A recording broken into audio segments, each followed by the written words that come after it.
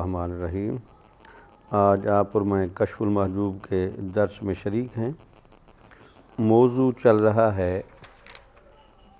صوفیاء کے ہاں جو ملامت کا تصور ہے اس کے بارے میں۔ تو داتا صاحب رحمۃ اللہ علیہ نے ملامت کے بارے میں جو بنیادی تصور ہے وہ بیان کیا، اور اس کے بعد ملامت کی اقسام آپ نے بیان فرمائیں اور 3 صورتوں کو بڑی ڈیٹیل سے بیان کیا، اور اس کے بعد ملامت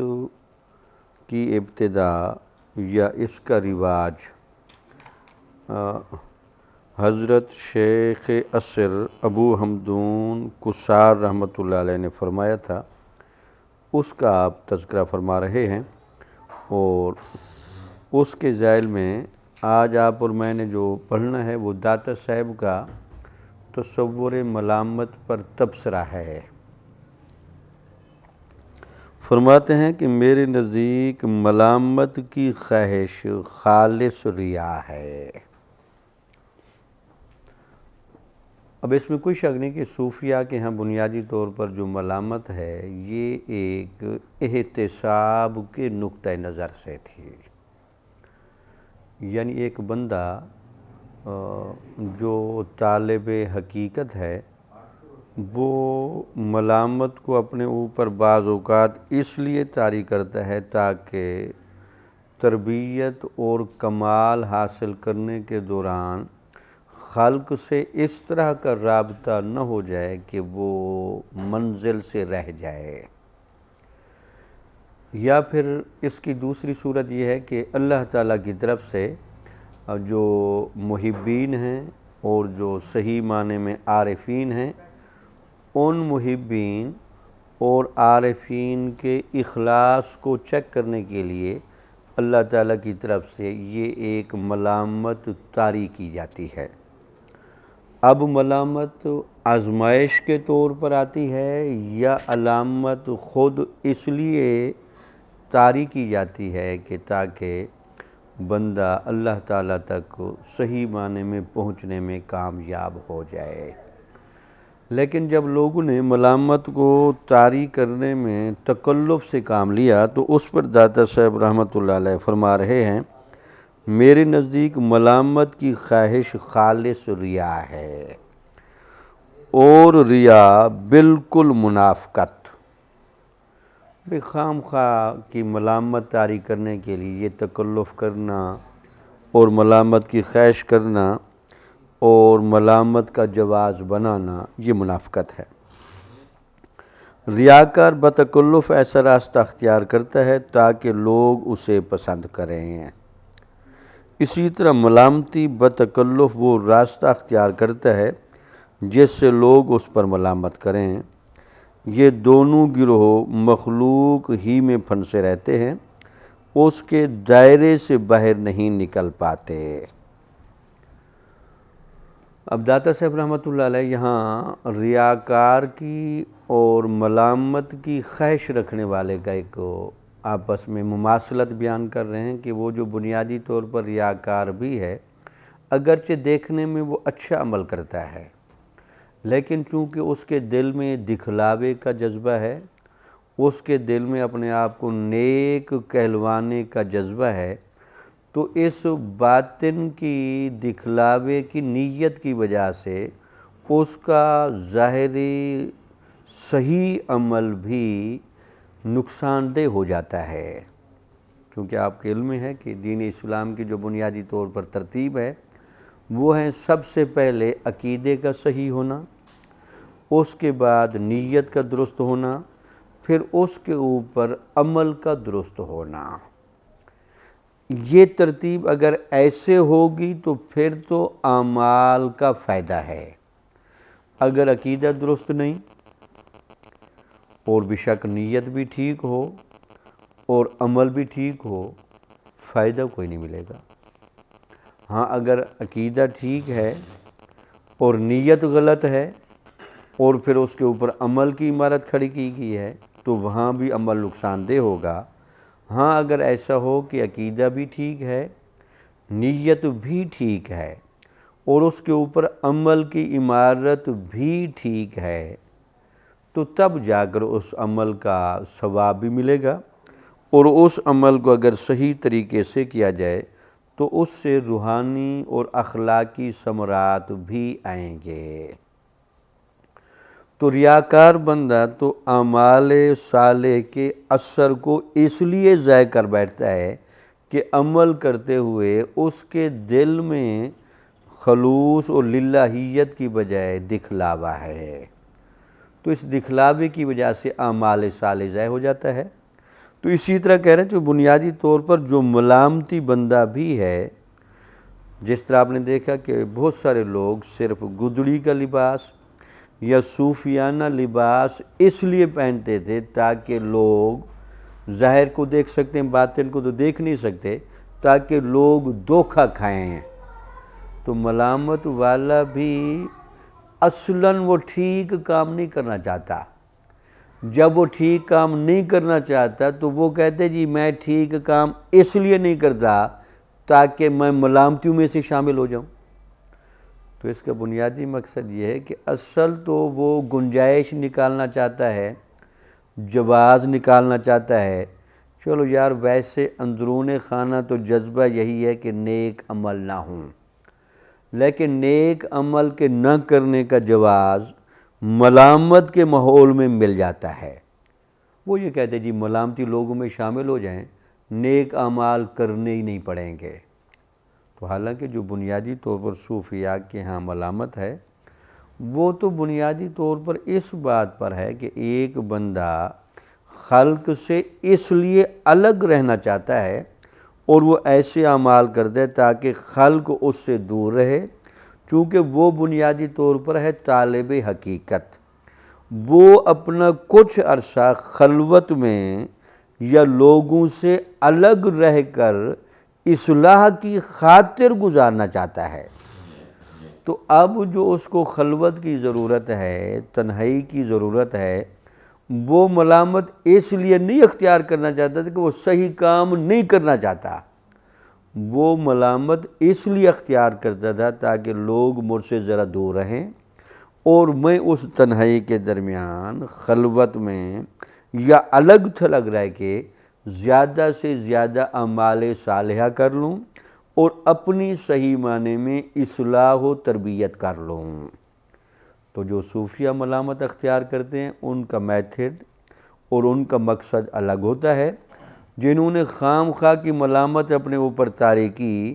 یہ تو ملامت کے ذریعے صحیح کام نہ کرنے کا جو داخلی جذبہ ہے اس کی بھی تسکین کر رہے ہوتے ہیں، اور ویسے بھی وہ صحیح کام نہیں کرنا چاہتے تو اس کے لیے جواز بھی تلاش کر رہے ہوتے ہیں۔ تو اسی لیے داتا صاحب رحمۃ اللہ علیہ نے فرمایا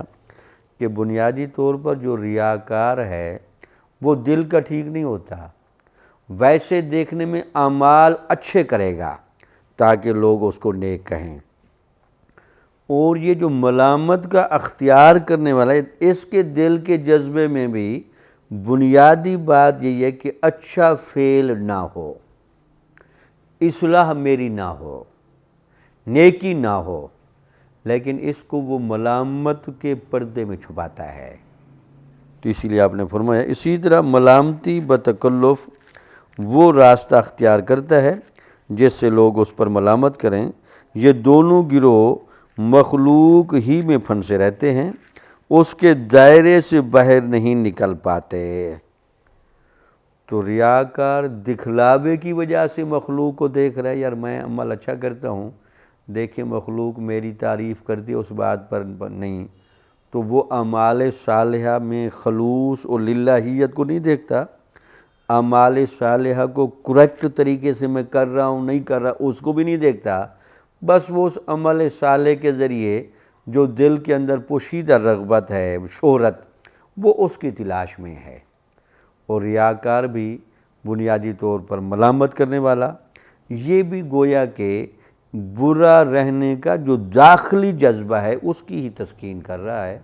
اور یہ بھی مخلوق ہی کو دیکھ رہا ہے، یار میں ملامت کے ذریعے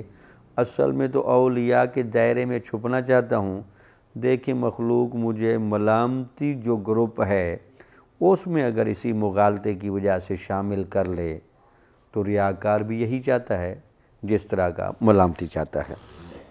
تو آپ نے جملہ فرمایا کہ یہ دونوں گروہ مخلوق ہی میں پھنسے رہتے ہیں، اس کے دائرے سے باہر نہیں نکل پاتے۔ ایک نے یہ صورت ظاہر کی تو دوسرے نے دوسری شکل دکھائی، یعنی ایک نے تو یہ شکل دکھائی کہ ظاہر اچھا رکھا، باطن خراب رکھا، اس کی تو یہ شکل تھی ریاکار والا۔ ریاکار کا ظاہر اچھا ہے، باطن گندا ہے۔ ملامت والے کا بعض اوقات باطن صحیح ہوتا ہے، ظاہر غلط ہوتا ہے، حالانکہ کمال وہاں ظاہر ہوگا جہاں ظاہر و باطن دونوں درست ہوں۔ تو ریاکار کی غلطی یہ ہے کہ وہ باطن غلط رکھتا ہے، ظاہر درست۔ ملامتی میں عام طور پر یہ ہوتا ہے کہ اس کا باطن ہو سکتا ہے اچھا ہو لیکن ظاہر وہ غلط رکھتا ہے۔ تو اسی لیے آپ نے فرمایا کہ ایک نے یہ صورت ظاہر کی تو دوسرے نے دوسری شکل دکھائی، اور درویش کے دل پر تو سوائے حدیث یار کے کسی چیز کا گزر ہی نہیں ہوتا۔ اور جہاں تک تعلق ہے تصوف کا، اولیاء کا اور صالحین کا، ان کے اور درویشوں کا، وہ تو یہی دیکھتے ہیں کہ جو اللہ تعالیٰ کی طرف سے جو بات آئی ہے یا اللہ کے نبی کی طرف سے جو بات آئی ہے، خواہ وہ عقیدے سے متعلق ہے یا شرعی اعمال سے متعلق ہے، اس کو اللہ اور اس کے رسول کی منشا کے مطابق کس طرح ادا کیا جائے، تو وہ تو اس بات کو دیکھتے ہیں۔ ان کی نگاہ اپنے محبوب کی بات پر ہوتی ہے، بھئی وہ کیا کہتے ہیں۔ تو اللہ تعالیٰ چونکہ اولیاء کے محبوب ہیں اور حضور نبی اکرم صلی اللہ علیہ وسلم کی ذات گرامی بھی اولیاء کی محبوب ہے، تو وہ ان کو دیکھتے ہیں کہ اللہ تعالیٰ کی اس فعل سے کیا منشا ہے اور اللہ کے نبی کی اس فعل سے کیا منشا ہے، اور منشا باطن کے اعتبار سے کیا ہے اور منشا ظاہر کے اعتبار سے کیا ہے، تو اس کو وہ ادا کرتے ہیں۔ جب وہ مخلوق سے اپنا دل کھینچ لیتا ہے تو ان دونوں صورتوں سے آزاد ہو جاتا ہے۔ تو گویا کہ اب داتا صاحب رحمۃ اللہ علیہ یہاں ایک اصول بیان کر رہے ہیں، جو ایک ولی ہے اس کا پہلا بنیادی کام یہ ہے کہ اللہ اور اس کے نبی کے فرمان کو یا فرمودات کو اس چیز میں جو وہ عمل کرنا چاہتا ہے چیک کر لے، پھر جیسے وہ چاہتے ہیں ویسے کرے، دکھلاوے کی طرف بھی نہ آئے، ملامت کی طرف بھی نہ آئے۔ تو آپ اور میں کہہ سکتے ہیں گویا کہ داتا صاحب رحمۃ اللہ علیہ کا خیال یہ ہے کہ ملامت کوئی شک نہیں کہ اختیار کرنے کی اجازت تو ہے، اس میں بھی کوئی شک نہیں کہ بعض اوقات ملامت اللہ اور اس کے نبی کی طرف سے بطور آزمائش کے بھی طاری کی جاتی ہے، لیکن یہ قاعدہ اور کلیہ اس طرح کا نہیں کہ ہر جگہ اس کا اطلاق کریں۔ تو لہٰذا اصل یہ ہونا چاہیے کہ اللہ اور اس کے نبی کی منشا کو معلوم کریں، اس کے مطابق چلیں۔ ہاں اللہ کی طرف سے کوئی اگر بربنائے آزمائش ملامت طاری کر دی جائے تو اس پر صبر و استقامت کے ساتھ اس کو طے کرے۔ باقی رہ گیا خود ملامت کی کوشش کرنا، تو اگر اللہ اور اس کے رسول کی طرف کامل دھیان رکھے گا تو پھر ملامت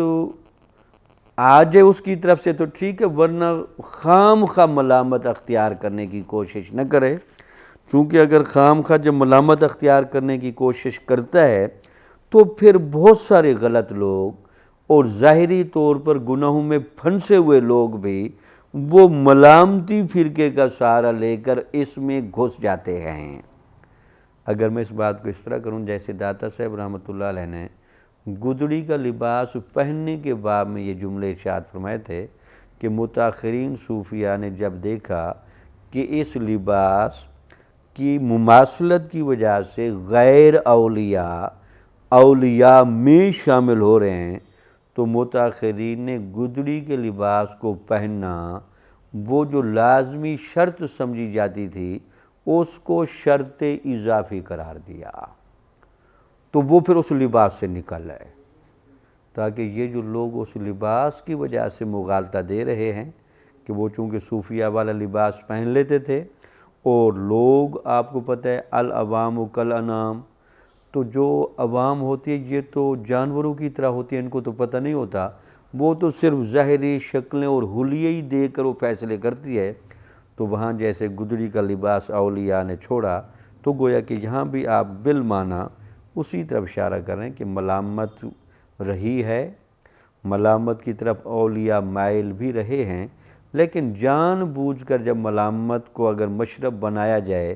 تو بہت سارے گناہ گار لوگ یا اس طرح کے لوگ جو شریعت کے پابند نہیں ہوتے، وہ ملامتی فرقے میں اپنے آپ کو طریقے سے چھپا لیتے ہیں، تو یہ راستہ بھی بند کرنا چاہیے۔ جب وہ مخلوق سے اپنا دل کھینچ لیتا ہے تو ان دونوں صورتوں سے آزاد ہو جاتا ہے، اور دنیا کی کوئی شے بھی اس کے پاؤں کی زنجیر نہیں بنتی۔ تو یہ وہی بات کر رہے ہیں کہ تو گویا کہ آپ نے یہ فرمایا کہ یہ جو ملامت کا اصول ہے کارگر ضرور ہے، لیکن بہرحال چونکہ یہ اصول بعض اوقات نقصان پہنچاتا ہے، ہاں جب یہ اصول نقصان نہ پہنچائے تو اختیار کرنا چاہیے، جب یہ اصول نقصان پہنچائے تو پھر اس کو ترک کرنا چاہیے۔ آپ لکھتے ہیں ایک دفعہ مجھے ماوراء النہر کے ایک ملامتی سے ملنے کا اتفاق ہوا۔ یہ ماوراء النہر کے علاقے یہی بخارا، سمرقند، نیشا پور، یہ علاقے وہ کہلاتے ہیں کہ وہاں ایک ملامتی سے ملنے کا اتفاق ہوا، صحبت میں کشادگی اور بسط کی کیفیت پیدا ہوئی، یعنی تھوڑا عرصہ اکٹھے رہے تو پھر ذرا کھلی بات کر لیتے تھے، تو ہر بات میں ان سے ڈسکس کرتا تھا، وہ مجھ سے کر لیتے تھے، تو میں نے اسے کہا کہ بھائی ان بیہودہ افعال سے آخر تمہارا مقصد کیا ہے؟ بھائی کچھ تو ایسے عمل کرتا ہے جو اخلاق یا نیکی کے لیول سے کم درجے کے ہوتے ہیں۔ تو اس سے میں نے پوچھا کہ یہ کیا بات ہے کہ تو ایک صحیح راستے پر چلتے چلتے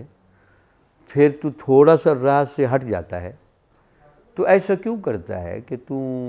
کیوں ضرورت ایسی فیل کرتا ہے؟ جب ایک سیدھی سڑک ہے تو سیدھی سڑک پر جائیں، آپ سیدھی سڑک پر چلتے چلتے گاڑی کو کیچڑ میں اتار دیں، تو ایسا کیا وجہ ہے کہ آپ جب ایک نیک راہ پر ہیں، ولایت کا راستہ ہے، محنت ہو رہی ہے، عبادت ہے، نیک نیتی ہے، تو کچھ افعال آپ کے ایسے ہیں جس پر داتا صاحب بیہودہ ہونے کا لفظ بول رہے ہیں، یعنی اس کی ظاہری شکل اب اس طرح کی ہے کہ اس کو بہرحال نیکی نہیں کہا جا سکتا، ایسا کیوں کرتا ہے وہ؟ تو میں نے کہا کہ بھائی ان بیہودہ افعال سے آخر تمہارا مقصد، اس نے کہا کہ مخلوق کو اپنے سے دور کرنا۔ تو یہ چونکہ صوفیہ میں رہا، تو جیسے میں نے آپ کو مثالوں سے، کچھ صوفیہ یہ سمجھتے ہیں کہ خلق کی چونکہ ملاقات یہ بعض اوقات حجاب بنتی ہے، تو اس حجاب کے لیے صوفیہ نے یہ ملامت کا راستہ اختیار کیا۔ بھئی لوگوں کے سامنے جب شہرت زیادہ ہو جائے تو آپ کوئی اس طرح کا کام کر چھوڑیں جو داتا صاحب نے نہ وہ گناہ کبیرہ ہوگا نہ وہ صغیرہ ہوگا، بلکہ عظیمت کی بجائے رخصت والا ہوگا۔ اب داتا صاحب کے لفظوں سے پتہ چلتا ہے کہ جواز کی راہ میں چونکہ صوفی وہ ہوتا ہے جو راہ عظیمت پر ہو، اور جو راہ رخصت پر ہو وہ یا تو عوام ہوتے ہیں یا علماء، تو صوفی تو راہ رخصت والا نہیں ہو سکتا۔ صوفی کو کہیں جی تہجد کے بغیر گزارا ہو سکتا، وہ کہتے ہیں نا، تہجد کے بغیر تو گزارا نہیں ہو سکتا۔ ان کا چونکہ لیول بھی اونچا ہوتا ہے، تو صوفیہ سے عالم یہ کہے کہ قرآن کی تلاوت روزانہ کریں، صوفی کہے کہ قرآن کی تلاوت کم از کم 10 پارے روزانہ کریں، ان کا یہ لیول ہوتا ہے۔ تو یہ تو ہو سکتا ہے کہ 10 پارے تلاوت کرنے والا صرف سورۃ یاسین تک آ کر کھڑا ہو جائے، اتنے تو جائز ہے، لیکن وہ قرآن کی تلاوت ہی چھوڑ دے اور پھر بھی کہے جی میں تو بہت بڑا ولی ہوں، بھئی قرآن بھی آپ نہیں پڑھتے، آپ احادیث بھی نہیں پڑھتے، اور شریعت پر کامل عمل بھی نہیں ہے، تو آپ کون سے ولی ہیں؟ تو مطلب ہے کہ یہ چیزیں، تو وہ کہتے ہیں کہ مخلوق کو اپنے سے دور کرنا۔ میں نے کہا مخلوق بے شمار ہے اور تیری عمر اور زبان اور مکان محدود۔ اس نے کہا اچھا چلو یہ جذبہ ہے نا بھی مخلوق سے دور ہو جاؤں، تو انہوں نے فرمایا کہ مخلوق تو پھر اتنی زیادہ تو کس کس مخلوق سے بچے گا؟ چلو انسانوں سے بچ جائے گا، جنوں سے کیسے بچے گا؟ اب اس کا مطلب ہے کہ اگر جنات تیرے ساتھ رہیں تو پھر وہ بھی تو ایک حجاب تو ہے،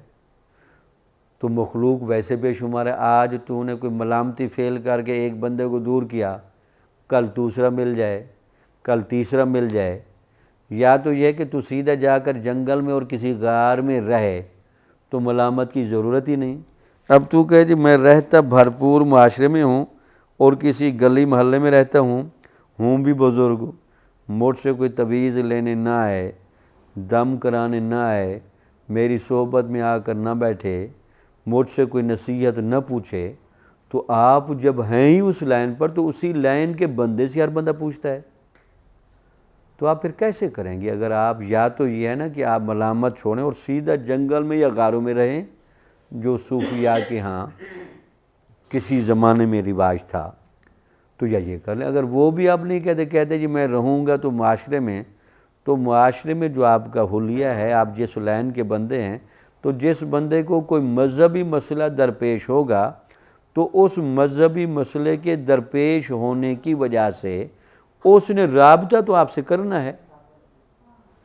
تو لہٰذا مخلوق کو دور تو آپ کر نہیں سکتے۔ آج ایک بندے کو دوڑایا، کل دوسرے کو، کل تیسرے کو، تو یہ تو مذہب کی لائن کا بندہ، اس کی حیثیت تو ایک دکاندار کی طرح ہوتی ہے، تو جس مذہبی بندے کو مذہب کو کوئی سودا چاہیے تو اس نے تو اس طرح کے بندے کو ملنا ہے، جی میرا یہ مسئلہ بن گیا، مجھے یہ پریشانی ہے، میرے لیے دعا کریں، میری رہنمائی کریں، مجھے کوئی بات سمجھائیں، تو یا تو یہ کہ یہ دکان بند کریں، جنگلوں میں جائیں، غاروں میں رہیں اور جا کر اللہ اللہ کریں۔ تو رہنا دنیا میں ہے تو پھر مخلوق سے تو آپ بچ نہیں سکتے۔ اب داتا صاحب اس کا اصول پر بتاتے ہیں، کریں پھر کیا؟ میں نے کہا مخلوق بے شمار ہے اور تمہاری عمر اور زبان اور مکان محدود، تو مخلوق سے اپنا دامن نہیں چھڑا سکے گا، لہٰذا بہتر یہ ہے کہ تو خود اسے چھوڑ دے۔ ہاں یہ پریکٹس کر، کوئی بندہ جب تجھے مل کر جائے تو اس کا فوراً مسئلہ حل کر کے اسے جان چھوڑا، اور اس بندے کا بوجھ دل و دماغ پر نہ رکھو۔ وہ لوگ نہیں چھوڑیں گے، تو لوگوں کو چھوڑ دے۔ ہاں دیکھنے میں جس بندے کا کام 2 منٹ میں ہو سکتا ہے اس کا 2 منٹ میں کر کے جان چھڑا لے۔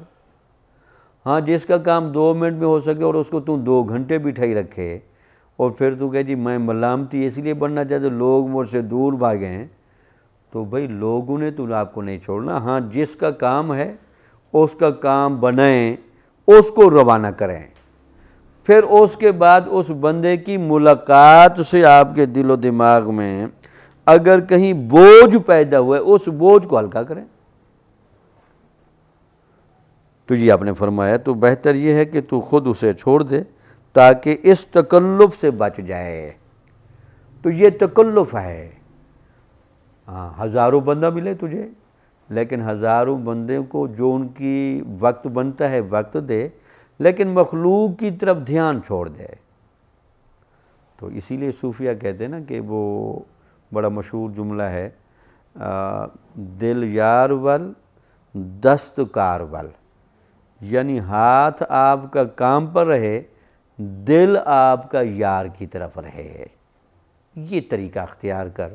تاکہ تو لوگوں کو دڑاتا نہ رہے، جس کا جو کام ہے وہ کام بھی کرتا جا، ذرا دل کی نگرانی کر تاکہ کسی بندے یا بندی کے ساتھ دل نہ لگ جائے، اس پر احتیاط کر۔ کچھ لوگ ایسے ہیں کہ جو خود لوگوں سے میل جول اور روابط بڑھاتے ہیں مگر سمجھتے یہ ہیں کہ مخلوق ان کی طرف رجوع کر رہی ہے۔ یہ کوئی دوسرا رخ ہے۔ آپ نے کہا کچھ تو یہ ملامتی ہیں، ان کا سب سے بڑا پرابلم یہ ہے کہ کوئی ملنے آ جائے اس کو جانے نہیں دیتے، تو اس کا مطلب اور اوپر سے پوچھ رہے ہیں جی ہم ملامتی ہیں۔ بھئی حد ہوگی، آپ تو مخلوق سے دور رہنا چاہتے ہیں، تو ایکسٹریم ہے نا کئی لوگوں میں۔ اب کچھ ہوتے ہیں جی مخلوق سے ملنا ہی نہیں، اچھا ملنے پر آ گئے تو پھر چھوڑنا نہیں، تو بھئی ایک توازن قائم رکھیں نا، ہاں جس کا جو کام بنتا ہے اس کا کام کریں، اور اس کے بعد پھر اپنا دھیان یا توجہ اللہ اور اس کے رسول کی طرف کریں، تو مخلوق کو بھی فائدہ ہو اور آپ کے دل پر بھی وہ رکاوٹ پیدا نہ ہو جو مخلوق کے ملنے سے ہوتی۔ اب ایک تو بتایا کہ ملامتیوں کا تو یہ طریقہ ہے کہ ان کے ہاں بنیادی نقص یہ ہے کہ وہ مخلوق سے چاہتے ملاپ ہیں لیکن عمل وہ کر دیں کہ ملاپ نہ ہو۔ اچھا، ایک اور بھی گروپ ممکن ہے رہا ہوگا، یا یہ وہ صوفیہ ہیں جن کے بارے میں داتا صاحب تبصرہ کہ کچھ لوگ ایسے بھی ہیں جو خود لوگوں سے میل جول اور روابط بڑھاتے ہیں، مگر سمجھتے یہ کہ مخلوق ان کی طرف رجوع کر رہی ہے، تجھے کوئی نہیں دیکھے گا، تو اپنے آپ کو نہ دیکھ۔ داتا صاحب کہتے ہیں کہ کچھ تو وہ ہیں کہ رابطہ کاٹنا چاہتے ہیں، حالانکہ رابطہ رکھنا چاہیے۔ کچھ یہ کہ روابط بڑھاتے جائیں گے، تو پھر جب روابط بڑھ جاتے ہیں تو پھر اس کو ٹینشن لیتے ہیں کہ رابطہ بڑھ گیا ہے۔ تو دونوں کا حل داتا صاحب نے فرمایا کہ تو اپنے آپ کو اس چکر سے نکال، اپنے آپ کو دیکھنا چھوڑ۔ جب تو اپنے آپ کو دیکھنا چھوڑ دے گا تو پھر اللہ تعالیٰ کی منشا کہ وہ مخلوق کو آپ کے پیچھے لگائے یا نہ لگائے، یہ پھر اللہ کے سپرد کر۔ تو گویا کہ ان ساری باتوں سے اگر میں آپ کو اشارہ کروں تو آپ یہ کہہ رہے ہیں کہ یہ جو ملامت والا اصول ہے یہ اصول اصلی نہیں، یہ اصول اضافی ہے۔ اصول اصلی کا مطلب یہ کہ وہ ایک ایسا اصول ہے کہ آپ اس سے آگے پیچھے نہیں ہو سکتے۔ اصول اضافی کا مطلب یہ ہوتا ہے کہ وہ ہنگامی حالات میں کسی جگہ استعمال کرنا پڑ جائے گا۔ جس طرح کہتے ہیں کہ ضرورت کی بنیاد پر کرنا پڑتے ہیں کچھ کام، تو ملامت کو آپ ضرورت کی جگہ کے لیے رکھ لیں، اس کو اصل اصول نہ بنائیں، ٹھیک ہے؟ تو کہتے ہیں کہ کوئی تجھے نہیں دیکھے گا، تو اپنے آپ کو نہ دیکھ، زمانے کی ساری مصیبت تو تیری نگاہوں میں ہے، تجھے غیر سے کیا کام۔ جس شخص کی شفا کھانے سے پرہیز میں ہے، اگر وہ کھانا طلب کرے تو اس کا شمار یقیناً انسانوں میں نہیں۔ یعنی جس کو ڈاکٹر نے بتا دیا ہے کہ یار تو کھانا نہ کھا یا کھانا کم کھا، تجھے شفا مل جائے گی، وہ ہر وقت سوچتے ہی اس بات پر ہے جی اچھے سے اچھے کھانا ہوتا کون سا ہے، تو پھر اس کو کہا جائے گا جی پھر تو داتا صاحب تو کہہ رہے ہیں پھر تو اپنے آپ کو انسانوں میں سے نہ سمجھ، یعنی اشارہ اس بات کی طرف تھا کہ تو پھر ایک سائیڈ پر ہو، یا تو پھر یہ ہے کہ شفا کی طلب چھوڑ دے۔ اگر شفا کی طلب ہے اور یہ ہے کہ تجھے کھانے سے پرہیز کرنا چاہیے تو پھر کھانا نہ کھا۔ تو این ممکن ہے اس میں داتا صاحب رحمۃ اللہ علیہ کا اشارہ یہ ہو کہ جو مرید یہ سمجھتے ہے کہ مجھے ملامت اپنے اوپر رکھنی ہے یا نہیں رکھنی، خلق میرے لیے حجاب بنے گی یا نہیں بنے گی، تو آپ اپنے مرشد سے پوچھ لیں، حضور میرے حوالے سے یہ فرمائیں میرا خلق سے ملنا جلنا کیسا ہے۔ چونکہ صوفیہ صاحب بصیرت ہوتے ہیں، جس طرح ڈاکٹروں کو جسم کے امراض و علاج کا علم ہوتا ہے تو وہ پرہیزیں بھی بتاتے ہیں، دوا بھی بتاتے ہیں، اسی طرح چونکہ صوفیہ یہ روحانیت کے طبیب و ڈاکٹر ہوتے ہیں، یہ بات پھر ان سے پوچھنی چاہیے بھئی میرا خلق سے ملنا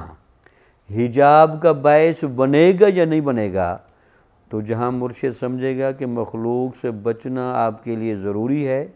وہ ملامت کے رستے پر آئے، اور جہاں مرشد کہہ دے کہ نہیں آپ کا مخلوق سے بچنا ضروری نہیں بلکہ آپ کا مخلوق سے ملاقات رکھنا ضروری ہے، تو وہ اس طریقے پر آ جائے۔ تو لہٰذا یہ فیصلے خود نہ کریں، یہ فیصلے اولیاء سے کروائیں، چونکہ کچھ کے لیے بہتر ہوتی ہے خلوت اور کچھ کے لیے بہتر ہوتی ہے جلوت۔ ہر بندے کا پیٹرن اللہ نے ایک جیسا نہیں بنایا۔ کچھ لوگوں کے لیے ہو سکتا ہے ملامت کا اصول بہت فائدہ مند ہے، لیکن کچھ لوگوں کے لیے ملامت کا اصول بہت نقصان دہ ہے۔ تو آپ پر ملامت کا اصول لگے گا یا نہیں لگے گا، یہ اپنے طور پر فیصلہ نہ کریں، یہ اپنے مرشد گرامی کسی ولی کامل سے پوچھیں۔ تو اسی لیے آپ نے ایک مثال دی کہ اگر کھانے سے پرہیز بتایا جائے تو پھر کھانے سے پرہیز کریں، ایسا نہ ہو کہ کھانے سے پرہیز بھی ہو اور آپ اچھی اچھی ڈشوں کی تلاش میں ہوں، تو پھر وہ ایک مناسبت نہیں رہے گی۔ یہ تو گویا کہ داتا صاحب رحمۃ اللہ علیہ نے یہ جو ملامت کی 3 قسمیں تھیں نا، ایک تو ملامت تھی اس کا آپ نے جو اصطلاح دی وہ تھی راست روی۔ ایک بندہ خود سیدھے راہ پر جا رہا ہے لیکن اس پر ملامت ہو رہی ہے، وہ نہیں پرواہ کرتا، وہ ایک اسی ڈگر پر چلتا ہی جا رہا ہے، چونکہ اس کو اللہ اور اس کے رسول کی ذات پر بڑا اعتماد ہے کہ لوگوں کو ہاں جو ملامت پیدا ہو رہی ہے یہ غلط فہمی کی وجہ سے ہے، یہ ملامت کسی نہ کسی وقت خود چھٹ جائے گی۔ یہ تو ہے ملامت راست روی۔ دوسرا تھا ملامت کا ارادہ کرنا، یعنی وہاں یہ تھا کہ ملامت کا باقاعدہ ارادہ کیا جائے، یعنی جب کچھ اولیاء نے محسوس کیا کہ ان کی مخلوق میں بڑی شہرت ہو رہی ہے تو ذرا مخلوق میں اپنی شہرت کو کم کرنے کے لیے، یا محسوس کیا کہ ان کے ہاں اس طرح کا ہو رہا ہے کہ ان کا دل دنیا کی طرف مائل ہو رہا ہے اور لوگوں سے میل ملاپ حجاب بن رہا ہے، تو پھر انہوں نے ملامت کا باقاعدہ ارادہ کیا اور ایسے فعل کا انتخاب کیا نہ جو گناہ کبیرہ ہے نہ صغیرہ ہے، بلکہ وہ فعل ولایت کے اعتبار سے ذرا کم درجے کا ہے۔ تو اب وہ اس لیول پر آ گئے۔ تیسرا وہ تھا ملامت کا معنی ترک کرنا، وہ یہ تھا کہ آپ کوئی شرعی عمل ترک کریں اور اس کے ذریعے اپنے اوپر ملامت لے آئیں، تو اس تیسرے کو داتا صاحب نے ناجائز قرار دیا، اور یہ کسی زمانے میں اولیاء کا مشرب نہیں رہا۔ اگر کچھ ناقص قسم کے لوگوں کا یہ مشرب یا طریقہ کار رہا تو اس کا داتا صاحب نے تفصیلی جائزہ لیا۔ اب ان چیزوں پر بحث چونکہ مکمل ہو، اب داتا صاحب رحمۃ اللہ علیہ ملامت کا ایک اور رخ بیان کر رہے ہیں۔ وہ کہتے ہیں جی ایک گروہ نفس کی ریاضت کے لیے ملامت اختیار کرتا ہے۔ اس سے جب پوچھتے ہیں یار آپ ملامت کیوں اختیار کرتے ہیں، وہ کہتے ہیں یار وجہ یہ ہے کہ مجھے اپنے نفس کو روندنا ہے، میرے لیے مخلوق حجاب نہیں بن رہی، میرے لیے گھر کا مسئلہ اتنا حجاب بنا ہوا ہے کہ اس پر ملامت ہو۔ تو گویا کہ ملامت مخلوق سے الگ ہونے کے لیے نہیں، تنہائی کے لیے نہیں، الگ بیٹھنے کے لیے نہیں، اکیلا رہنے کے لیے نہیں،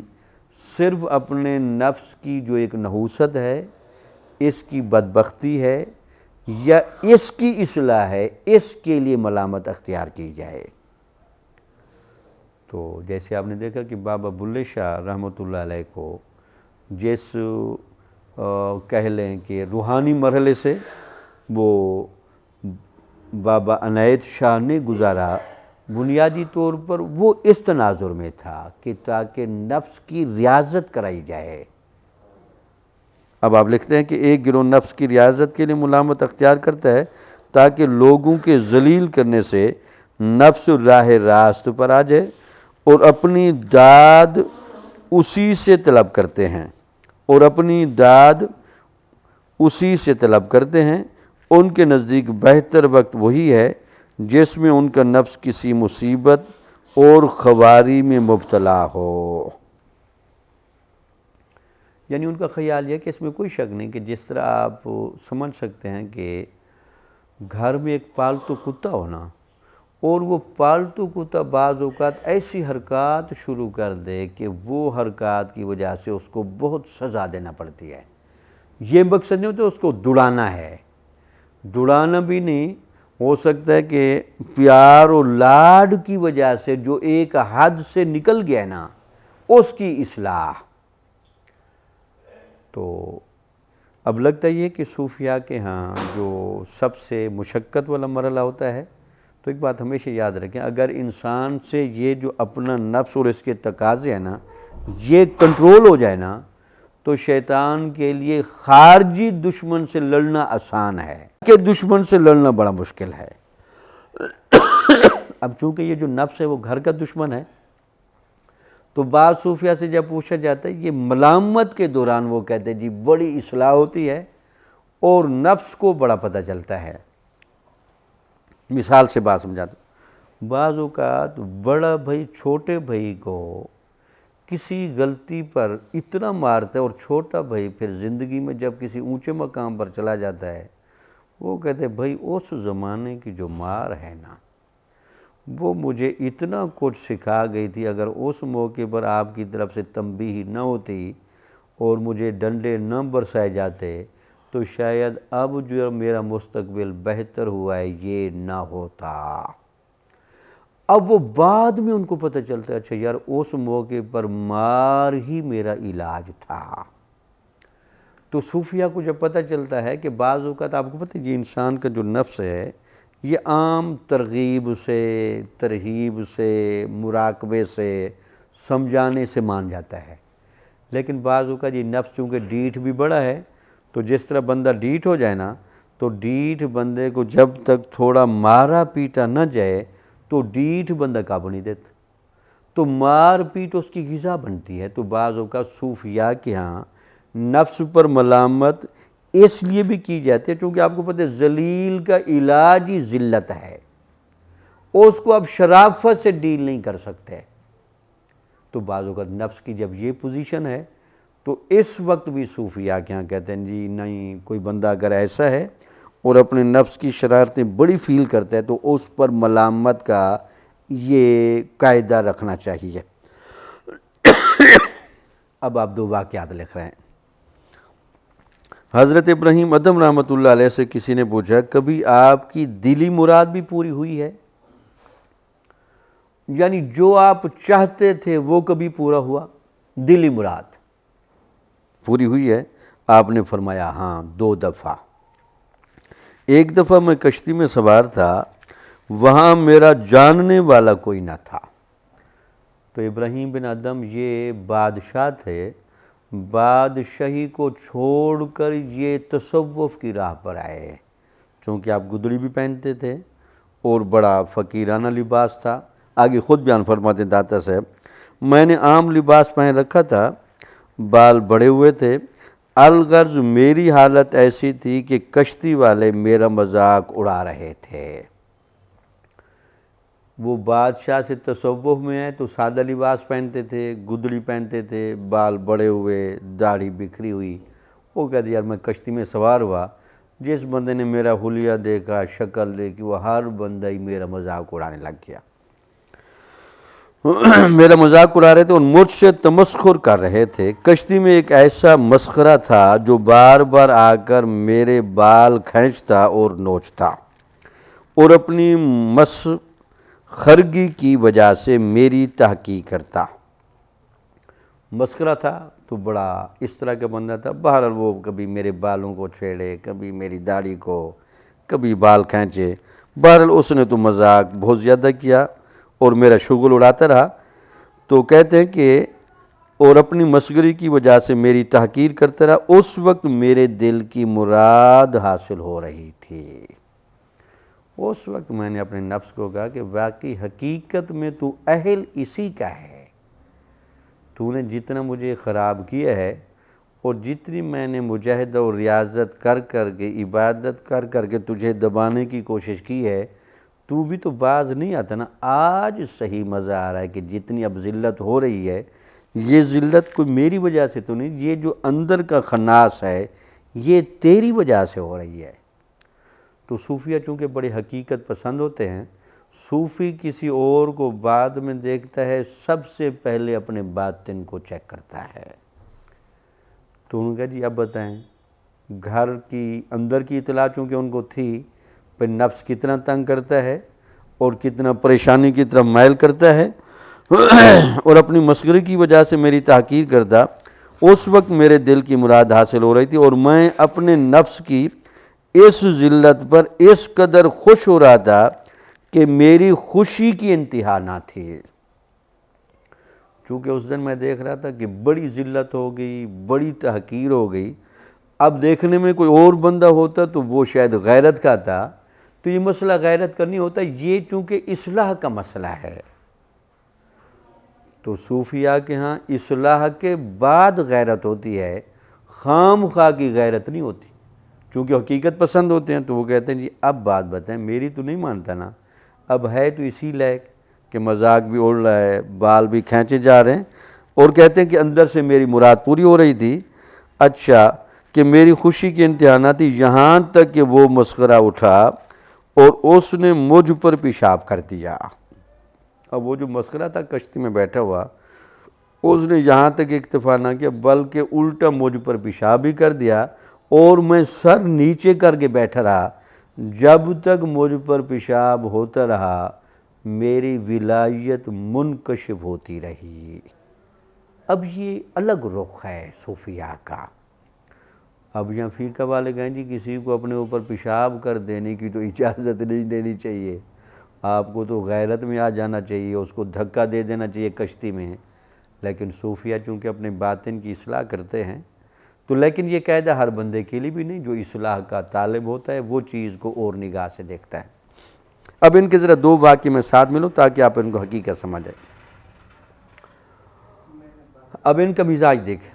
یہ امام ابو حنیفہ رحمۃ اللہ علیہ کے ویسے شاگرد تھے، ان کا تذکرہ آگے تفصیلی بھی آ رہا ہے کشف المعجو میں۔ تو ان کی عادت یہ تھی کہ یہ حضرت امام ابو حنیفہ کے پاس آتے اور ایک حدیث سن کر جاتے، اور اس پر جب کامل عمل ہو جاتا پھر اگلا سبق لیتے تھے۔ ہمارے ہاں تو یہ ہوتا نا کہ سبق پر سبق، صوفیاء کا طریقہ تھا ایک بات سیکھ لیں پھر اس پر کامل اتریں پھر دوسری بات۔ تو امام محمد رحمۃ اللہ علیہ جو امام ابو حنیفہ کے بڑے جید شاگرد تھے اور امام ابو حنیفہ کی تعلیمات کو مرتب بھی کیا اور دنیا میں پھیلایا، وہ ان کو کہتے ہیں یار آپ کی عجیب عادت، آپ بڑے عرصے کے بعد آتے، ایک دو باتیں سن کے چلے گئے پھر آتے، تو آپ باقاعدگی سے پڑھ لیں۔ تو آپ نے کہا میں اس طبیعت کا بندہ نہیں جس طرح کے آپ ہیں، پتہ نہیں آپ نے کتنی باتیں پڑھی ہوئی ہیں، اور آپ سے عمل چیک کر لیں تو شاید آپ اس پیمانے پر نہ اتریں۔ تو آپ نے پوچھا اچھا پھر کیا آپ سن کر گئے تھے؟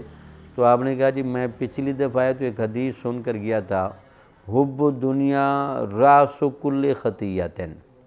دنیا کی محبت ہر برائی کی جڑ ہے۔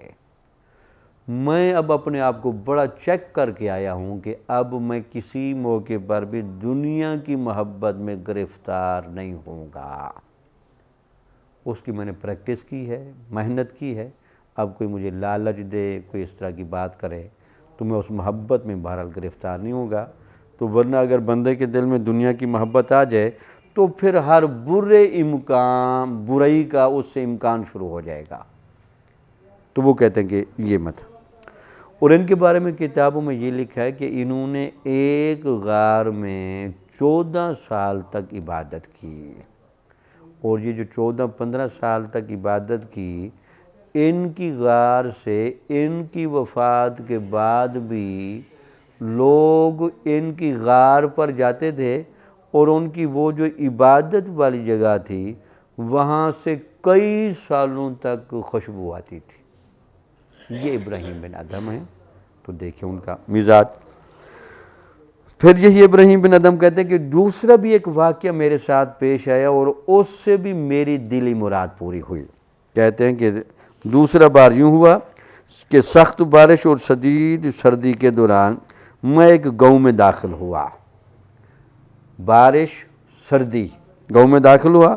میرا خرقہ پانی سے بھیگ چکا تھا، وہ جو گدڑی میں نے پہنی ہوئی تھی وہ پانی سے بھیگ گئی اور سردی غلبہ کر چکی تھی۔ میں نے ایک مسجد میں پناہ لینے کی کوشش کی، ذرا لباس بھی اسی طرح کا، شکل قلندرانہ، مگر لوگوں نے مجھے اس میں نہ رہنے دیا۔ جب لوگوں نے میری ظاہری شکل دیکھی انہوں نے کہا یار اس کو مسجد میں نہ ٹھہریں، تو پھر فرماتے ہیں کہ وہاں سے دوسری اور پھر تیسری مسجد میں گیا، لیکن لوگوں نے کہیں نہ رہنے دیا۔ تو پھر کیا فرماتے ہیں کہ اس صورتحال سے میں عاجز آ گیا۔ دوسری طرف سردی پورے طور پر میرے جسم میں سرایت کر چکی تھی۔ بالآخر میں ایک حمام میں گھس گیا، اپنا دامن اس کی بٹھی پر پھیلا دیا، اس کا دھواں کپڑے کے نیچے سے گزر کر میرے اوپر آنے لگا، اس سے میرے کپڑے اور منہ سیاہ ہو گیا۔ اس رات بھی مجھے اپنی دل کی مراد حاصل ہوئی۔ کہتے ہیں جی میں نے گدڑی پہنی ہوئی تھی، بارش ہو گئی، سردی کا موسم، 3 مسجدیں ترتیب بار میں گیا، کسی نے نہیں رہنے دیا۔ آخر کار کہیں حمام تھا جہاں لوگ غسل وغیرہ کرتے ہیں، تو حمام کے نیچے وہ آگ جل رہی تھی ساتھ، تو میں نے جب اپنی گدڑی کو خشک کرنے کے لیے وہاں اس کے اوپر گیا تو وہ دھواں ایسا چڑھا کہ اس سے وہ میرا چہرہ بھی کپڑے بھی وہ سارے سیاہ ہو گئے۔ تو جس طرح یہ سیاہی ظاہر پر آتی گئی، ویسے میرے دل کی مراد پوری ہوتی گئی۔ تو بعضوں کا صوفیہ ملامت کے ذریعے یہ دیکھتے ہیں کہ یار اس کا تو بڑا فائدہ ہے، چونکہ نفس کی نحوست کو دور کرنے کے لیے اس کا تجربہ ہے۔ اب داتا صاحب رحمۃ اللہ علیہ اپنی زندگی کا بھی ایک واقعہ لکھتے ہیں کہ میرے ساتھ بھی ایسا ہوا۔ فرماتے ہیں اور مجھے بھی، یعنی علی بن عثمان جلابی، یہ داتا صاحب رحمۃ اللہ علیہ کا اصل نام ہے، مجھے بھی ایک دفعہ ایسا اتفاق ہوا۔ وہ اس طرح کہ اپنی ایک مشکل کے حل کے لیے میں نے بہت کوشش کی۔ کہتے میں کسی مشکل میں پھنس گیا تو میں نے بڑی کوشش کی یار یہ کسی طرح حجاب یا رکاوٹ یا مشکل مجھ سے ٹل جائے، مگر وہ حل نہ ہوئی، مسئلہ حل نہ ہوا۔ اس سے قبل بھی اسی قسم کی ایک مشکل میں حضرت بایزید بسطامی رحمۃ اللہ علیہ کے مزار پر مجاور بن کر جا بیٹھا اور وہ مشکل حل ہو گئی۔ داتا صاحب رحمۃ اللہ علیہ فرماتے ہیں کہ اس سے پہلے بھی ایک مشکل اسی طرح کی آ گئی تھی، کوئی رکاوٹ روحانی، تو میں بایزید بسطامی رحمۃ اللہ علیہ کے دربار پر جا کر مجاور بن کے بیٹھا اور وہاں صفائیاں کرتا رہا، دربار کی خدمت کرتا رہا۔ اللہ تعالیٰ نے اس صاحب مزار کی توجہ سے اور اپنے فضل و رحمت سے میری مشکل حل کر دی۔ مزاروں پر کیا ملتا ہے، مزار میں سوئے ہوئے اولیاء کیا کرتے ہیں، یہ داتا صاحب رحمۃ اللہ علیہ کے جملے غور سے پڑھنے والے ہیں کہ میں ایک روحانی رکاوٹ میں پھنس گیا اور میرے اوپر ایک رکاوٹ آ گئی، تو میں نے بایزید بسطامی رحمۃ اللہ علیہ کے مزار پر جا کر وہاں صفائیاں کر کے، وہاں خدمت کر کے اپنی مشکل کا حل نکلوایا۔ جو لوگ یہ سمجھتے ہیں کہ مزاروں پر کچھ نہیں ملتا، وہ داتا صاحب کی یہ بات غور سے سنیں۔ تو کہتے ہیں کہ مجھے ایک مشکل، اس سے قبل بھی اسی قسم کی ایک مشکل میں حضرت بایزید رحمۃ اللہ علیہ کے مزار پر مجاور بن کر جا بیٹھا اور وہ مشکل حل ہو گئی۔ اس دفعہ بھی میں نے وہاں کا ارادہ کیا، اب پھر اسی طرح کی پھر مشکل آ گئی، تو پہلی میری وہ مشکل وہاں حل ہوئی تھی، تو اب بھی میرے ذہن میں آیا کہ میں پھر وہاں جاؤں اور وہاں جا کر اپنی مشکل حل کراؤں۔ اس دفعہ بھی میں نے وہاں کا ارادہ کیا۔ 3 ماہ تک آپ کے مزار پر جاروب کشی کرتا رہا۔ میں نے 3 مہینے تک حضرت بایزید بسطامی رحمۃ اللہ علیہ کے مزار پر جھاڑو دینے کا کام کیا، ان کے مزار کے گرد صفائی کرتا تھا تاکہ اے اللہ میری یہ جو روحانی رکاوٹ آ گئی ہے یہ حضرت بایزید بسطامی کی توجہ سے دور ہو جائے۔ تو پھر کہتے ہیں کہ 3 ماہ تک آپ کے مزار پر جاروب کشی کرتا رہا، ہر روز 3 دفعہ غسل اور 3 بار وضو کرتا۔ آرزو یہی تھی کہ مشکل حل ہو جائے، مگر مسئلہ حل نہ ہوا۔ ایک تو تھا میں جھاڑو دیتا تھا، دوسرا یہ تھا کہ روزانہ 3 دفعہ غسل کرتا تھا، شاید کوئی طہارت میں کہیں کمی آ گئی ہے، شاید کوئی تقویٰ کی کیفیت کمزور ہو گئی ہے۔ 3 دفعہ غسل کرتا اور ہر بار 3 مرتبہ وضو کرتا۔ اب ہر نماز کے لیے وضو کرتا پھر 3 دفعہ کرتا، یار یہ کہیں کوئی طہارت میں کمزوری تو نہیں آ گئی؟ تو اسی وجہ سے آپ اور میں یہ قاعدہ ہمیشہ سمجھ لیں، تصوف بنیادی طور پر کامل طہارت اور کامل تقوی کا نام ہے۔ جس دن بندے کو صحیح معنی میں کامل طہارت حاصل ہو گئی، کامل تقوی حاصل ہو گیا، اس کے باطن کا اور روح کا اجالا شروع ہو جائے گا۔ وہ سمجھے گا کہ نہیں یار، اندر کا انسان اب بیدار ہو رہا ہے، اب اس کو خوراک مل رہی ہے۔ تو دیکھا آپ نے کہ بایزید بسطامی رحمۃ اللہ علیہ کے مزار پر داتا صاحب جا کر اپنا روحانی مسئلہ حل کرانے کے لیے 3 ماہ تک جھاڑو دیتے رہے، اور پھر فرماتے ہیں کہ میں روزانہ 3 مرتبہ غسل کرتا اور 3 مرتبہ وضو کرتا، تاکہ کہیں طہارت کی کمزوری کی وجہ سے مسئلہ نہ بن گیا ہو۔ یا ایک حدیث بھی سنا دوں، بعض اوقات یہ صحیح وضو کا نہ ہونا بھی بہت بڑی رکاوٹ بنتا ہے۔ حضور نبی اکرم صلی اللہ علیہ وسلم نے صحابہ کرام سے فرمایا کہ کیا بات ہے کہ تم لوگ صحیح وضو کر کے نہیں آتے، آج نماز پڑھاتے ہوئے میرے دل پر بوجھ رہا ہے۔ تو اس کی بنیادی وجہ ہے کہ تم میں سے اکثر لوگوں نے وضو کرتے ہوئے ذرا بے توجہی دکھائی ہے۔ تو دیکھ لیں وضو صحیح نہ ہونے کا کتنا اثر پڑتا ہے۔ تو داتا صاحب کہتے ہیں جی میں نے اپنا وضو چیک کیا، وہ عام بندے نہیں تھے، اولیاء پھر جب اپنا وضو چیک کرتے ہیں تو وہ بڑی گہرائی سے دیکھتے ہیں۔ غسل بھی کیا، وضو بھی کیے، تو بایزید بسطامی رحمۃ اللہ علیہ کے مزار پر 3 ماہ تک جھاڑو بھی دیتا رہا۔ تو کہتے ہیں کہ میرا مسئلہ وہاں سے حل نہ ہوا، حالانکہ اس سے پہلے میں اپنا ایک مشکل مسئلہ بایزید بسطامی کے مزار سے حل کرا گیا تھا، مگر مسئلہ حل نہ ہوا۔ مجبوراً وہاں سے اٹھا اور خراسان کی راہ لی۔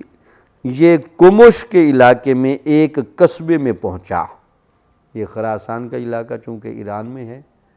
تو ایران کے علاقے میں گیا، وہاں کمش نام کا ایک علاقہ تھا، وہاں میں جا کے پہنچا۔ وہاں ایک خانقاہ تھی جس میں صوفیہ مقیم تھے۔ اپنی ملامت کا واقعہ سنا رہے ہیں۔ میں نے سنت کے مطابق ایک موٹا خرقہ پہن رکھا تھا اور میرے پاس کوئی رسمی سامان موجود نہ تھا۔ ویسے گدڑی میں نے پہنی ہوئی تھی، ایک لباس تو تھا جو صوفیہ اس زمانے میں پہنتے تھے، لیکن اس کے علاوہ میرے پاس کوئی اور دیگر سامان نہیں تھا، تو سوائے عصا اور پانی کی چھاگل کے، ہاں میرے پاس ایک ڈنڈا تھا اور اس کے علاوہ پانی وغیرہ پینے کے لیے چھوٹا سا برتن بھی تھا، اس کے علاوہ میرے پاس کچھ بھی نہیں تھا۔ بہرحال میں وہاں پہنچ گیا، وہ کومش کے علاقے میں، وہاں ایک دیکھا کہ خانقاہ ہے جہاں صوفیہ رہ رہے ہیں۔ تو پھر کہتے ہیں ان لوگوں نے مجھے انتہائی حقارت سے دیکھا، ان میں سے کوئی میرا واقف کار نہ تھا۔ یہ حضرات رسم کے مطابق باہم گفتگو میں میرے متعلق کہنے لگے کہ یہ ہم میں سے نہیں، اور سچی بات بھی یہی تھی کہ میں ان میں سے نہ تھا۔ تو کہتے میرے پاس بھی کوئی جگہ نہیں تھی، بہرحال میں وہاں پہنچ تو گیا، بہرحال مجھے انہوں نے بٹھا تو لیا، لیکن آپس میں میرے حوالے سے خسر پھسر شروع کر دیے۔ انہوں نے کہا یہ بندہ ولی نہیں لگتا۔ اب داتا صاحب خود کہتے ہیں کہ ہاں میں تو ولی تھا، لیکن ان میں سے کوئی بندہ ولی نہ تھا۔ وہ مجھے کہتے تھے کہ یہ ولی نہیں، تو کہتے ہیں کہ نہیں وہ ولی نہیں تھے، میں ولی تھا۔ چلو بہرحال یہ داتا صاحب کا ایک اپنا اسلوب ہے۔ تو کہتے ہیں جی ان میں سے کوئی میرا واقف کرنا تھے، یہ حضرات رسم کے مطابق باہم گفتگو میں تو متعلق کرنے لگے کہ یہ ہم میں سے نہیں، اور سچی بات بھی یہی تھی کہ میں ان میں سے نہ تھا۔ وہ بھی طالبین تصوف تھے، میں بڑے اونچے مقام پر پہنچ چکا تھا، لیکن بہرحال وہاں چونکہ رات رہنا پڑ گئی تو میں ان کے پاس رہ گیا۔ رات مجبوراً وہاں گزارنی پڑی، چنانچہ رات کو انہوں نے مجھے ایک بالا خانے پر بٹھایا اور وہ خود اس سے اوپر والی منزل پر ٹھہرے۔ تو انہوں نے بھی مجھے ایک اونچی جگہ پر بٹھایا، اس سے اوپر ایک اور منزل تھی جہاں وہ سارے ٹھہر گئے۔ تو مجھے انہوں نے خالی زمین پر بٹھایا اور پھپھوندی لگی روٹی میرے آگے رکھ دی۔ ایک تو پھر یہ کیا کہ زمین پر بھی کچھ نہیں، چلو جگہ دے دیجیے آپ پھر رات یہاں گزاریں، اس سے اوپر والی منزل میں آپ پہنچے، اور مجھے جو روٹی کھانے کے لیے دی اس پر گویا کہ باسی اتنی زیادہ تھی کہ اس کے ارد گرد پھپھوندی لگی ہوئی تھی۔ پھپھوندی روٹی میرے آگے رکھی، وہ خود جو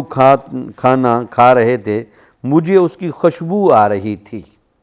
اتنا مجھے پتہ چل رہا تھا کہ وہ جو کھانا کھا رہے ہیں اس میں بہرحال خوشبو تھی، خواہ وہ چاولوں کی خوشبو ہو یا گوشت کی خوشبو تھی۔ اتنا پتہ چل رہا تھا کہ وہ تو اچھا کھانا کھا رہے ہیں، اور مجھے باہر انہوں نے ایک روٹی اس طرح کی دی۔ وہ میرے متعلق طنزیہ باتیں بھی کر رہے تھے، تو بہرحال ان کی باتیں تو میں سن رہا تھا کہ زیادہ ٹارگیٹ اور موضوع ان کا میں بنا ہوا تھا۔ اچھا، طعام سے فارغ ہونے کے بعد وہ خربوزے کھانے لگے اور چھلکے میری طرف پھینکنے شروع کر دیے۔ بہرحال پھر انہوں نے خربوزے کھائے۔ اب خربوزے پھینکنے کے لیے لامعلوم جگہ تو ہوگی، لیکن انہوں نے کہا جی شغل کا موقع ہے، بندہ اجنبی ہے، ان کے مطابق ولی بھی نہیں ہے، صرف گدڑی پہن کر اپنے آپ کو ولی بنایا ہوا ہے، تو انہوں نے میرے ساتھ یہ رویہ اختیار کیا تھے، میری طرف خربوزے کے چھلکے پھینکتے رہے۔ ان کی اس توہین و تحقیر اور اپنی طبیعت کی بشاشت پر میں مطمئن اور خوش تھا۔ وہ تو میری توہین کر رہے تھے اور مجھے یہ برتاؤ دے رہے تھے، لیکن میرے نفس پر اتنی ملامت ہو رہی تھی کہ میرے نفس کی ملامت سے میری باطنی اصلاح ہو رہی تھی۔ وہ جو حجاب بنا ہوا تھا